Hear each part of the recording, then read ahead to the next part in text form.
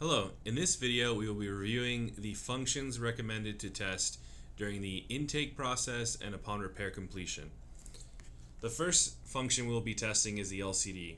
The best way to do this is on different colored screens of different backgrounds. You can use the wallpaper that's on the default. You can also switch over to the dialer, which has a white screen. Look at it in different angles to check to see if there's any discoloration, lines in the LCD, or white spots. All are signs that the LCD is compromised. The Notes app is another good one, as well as the Stocks and Weather app. If a user has a lot of apps on their phone and you can't really find these, you can always swipe down slightly and then type in the search right here. So I can type in weather and weather would come up there too. So easy ways to get to it. The second test that we're going to be reviewing is the digitizer test. So this one is referred to as the touchscreen test. So the best tool to use for this is the assistive touch functionality. So we're going to swipe down and type in assistive, and it should pop up. So it's right here under dial assist. So we're going to tap on that. It'll take you almost all the way there. Up here at the top, you have to tap on assistive touch and you toggle it on, and you'll get this little circle right here. What you can do is use this circle to drag around all areas of the screen. The goal is for the circle to move around the entire area without it dropping on its own, without you letting go. If you encounter any area where that happens, it's best to kind of clean your hands or clean the screen. Sometimes just our fingers will jump when you're touching the screen. If it persists, it's possible that either the screen inbound is bad or there's a connection issue after repair completion. So this is the best way to test the touchscreen. I would avoid moving apps around because you can test the touch like that technically, but then if you don't remember where a user had an app, now the phone's not set up as it originally was. So use assistive touch for sure. Also, make sure you turn it off once you're done, because if the user doesn't know what that is, it will confuse them. So basically repeat the same process, toggle it off, and we're good to go. These next couple are button related. So power button, it varies iPhone to iPhone, but you just want to make sure that when you press it, it responds on the screen, so it either wakes or it makes the screen go to sleep. So that's the power button. Unlock my phone again. The home button is the next one, so that's only going to apply to the iPhone 8 and older. This is an iPhone 13 Pro, so it's not going to apply to this one. I'm going to actually bring in an iPhone 7 here. So you can tell this phone has been repaired because the home button is a different color. The important thing is that the home button is the original, because that's the only way that the home button and Touch ID will fully work. To test this, we're not really saving a full fingerprint, we're just making sure we can add one. Alternatively, if the customer is using the Touch ID functionality, just verify that they unlock it with their thumb so you know for sure it was working inbound. So I'm going to hit settings, I'm going to go to Touch ID and passcode, I'm going to hit add fingerprint, and all I'm checking for here is that it's registering when I touch it. That's all. You don't have to complete the first read or the second read. All you need is that first one. So I'm going to hit cancel. Touch ID is good. And then Face ID is the counterpart to Touch ID. So on the newer phones, you have Face ID. So that's going to be your iPhone 10 and newer. We're going to hit settings. We're going to go to Touch ID and passcode. So we'll go back to the main settings screens. It's going to be right here. You do have to enter the passcode. I'll do that off screen. And then what you'll have here is, if it's already in use, the same thing as Touch ID, you can have the user just show in front of you that they're able to unlock it with their face. If that is not set up, what you can do is set up an alternate appearance, hit get started, and then what you do, it's hard to show this off camera, but you're going to make sure it reads your face. So it started the process there, but I moved out of the way. If it reads your face and it's able to finish that first pass, you're good to go. You don't have to save your entire face on it. We don't recommend it either. But this way, at least you know that the sensors are all working as they should. So that's Face ID. Next function we're going to move to is the volume buttons. So this one, just like the power button, is pretty straightforward. You want to make sure that when you hit the volume up button and you hit the volume down button, they both respond. The mute button is also in this area, which is another button. Same thing, you want to toggle it and make sure that the device responds upon the toggle. So those are pretty straightforward. The microphone here, so this one, it does involve a little bit more. I can't complete the full process because I don't have another phone in front of me, but Basically, it involves going to your dialer and just making a phone call to a phone that you can hear on the other side.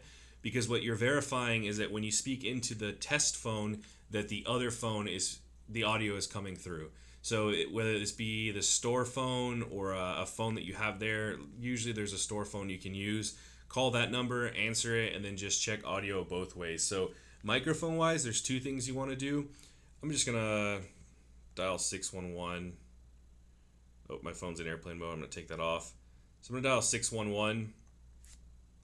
So I want to make sure that in speakerphone and normal phone that I'm testing it. So toggle it like that. What you're doing is two things there. You're making sure that the microphone at the bottom of the device is working as well as the microphone at the top. Also, you're testing the speakers at the same time. So when you're in the standard phone call mode, this is a speaker you're listening for. And then when you're in a speakerphone mode, you're hearing the sound from the bottom. So making that test phone call to the store will take care of your microphones and your speakers. The next functionality is continuing with audio. It's the headphone jack. Unfortunately or fortunately, all of the newer phones don't have a headphone jack, at least on the iPhone side. They stopped that on the iPhone 7. So there's really not a need to test it. What you do want to test is the port side. So you can take your charging cable, connect it, and make sure that it responds to being connected, or so it shows that it's charging. You don't have to test the headphone functionality because you would need an adapter to do that. But if you get a phone in that has a headphone jack, so that's going to be your iPhone 6S and older, just have a store use set of headphones you can plug in and just make sure when you play audio back, you can go into settings, you go into sounds, which is right here, and then you just toggle it. So when you don't have headphones plugged in, it's going to play on the loudspeaker, but when you had headphones plugged in, you should hear it in the left and right headphones. So that one's pretty straightforward. You just want to make sure you're hearing the audio come through. The next thing we're going to test is the cameras. So you want to hit camera, and then the front one is the easiest to test. So you just want to make sure the camera is clear and there's no obstruction. The rear camera is a little bit more tricky because most iPhones actually have 3 cameras now, or the Pro series do. The way to test this is you're going to have the 1x selected, the 0.5, and then the 3. So what that's doing is switching between the 3 different cameras. You have your standard view, your macro or the zoomed in lens, and then the wide angle.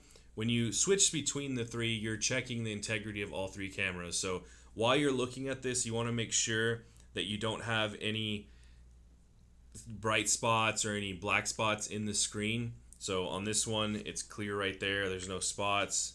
1x is clear, and then 3x is clear as well. It helps sometimes you point it at a light. So if I point it up at a bright light, you can tell if there's any type of discoloration there. So that's our cameras. Out of there.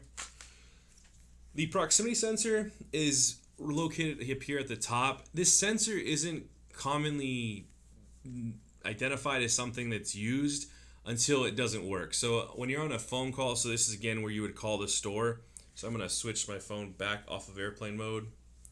I'm going to call that 611 number, which is just information or customer care. When you cover the top part of the screen, your screen should go black. If it does not, that means the proximity sensor is not working. So again, pretty easy test to do by just making a test phone call. The charging port we already covered. We just want to make sure we plug the charger in. The service, so cellular and Wi-Fi. So right now my phone's in airplane mode. When a customer has a phone, you need to verify if it has service or it does not have service, because in either condition, it should be the same after repair. So if it came in with service and it no longer has service, something happened during that repair. If it came in without service, then it's not something you were able to test. So it's important to identify that at the start, notate that in the intake checklist to make sure that's consistent throughout the whole process.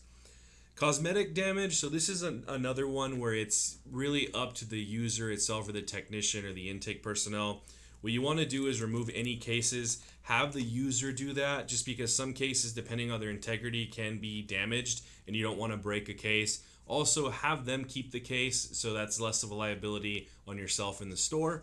So take the case off, or have them take the case off. You want to look at the back cover to make sure that there's no cracks in the glass or heavy damage. The camera lenses, the edges of the frame, that there's no heavy scratches or marring. like it was dropped on concrete, and then on the screen it's the same thing. If you notice any type of imperfection that's not part of the repair process, or even if it is, just so you can see a before and after, notate that on the intake checklist on the cosmetic section. Just circle where it is good and where it's bad. That way it's easy to identify post repair that damage was either fixed if it was intended to be fixed, or if it's still present, so the customer knows that it was there originally.